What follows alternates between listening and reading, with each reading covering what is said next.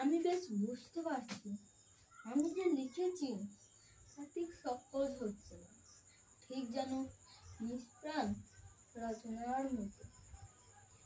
মনে হচ্ছে ছিঁড়ে ফেলি, চিঠি মনের মতন হবে। সে চিঠি আমি এখন লিখতে পারবো, কেননা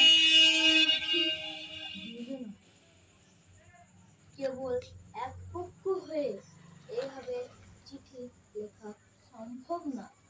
যেদিন তোমার আমার কোনো জানাজানি বাকি থাকবে না, সেদিনই হয়তো মনের মতন একটা রচনা লিখতে পারবো।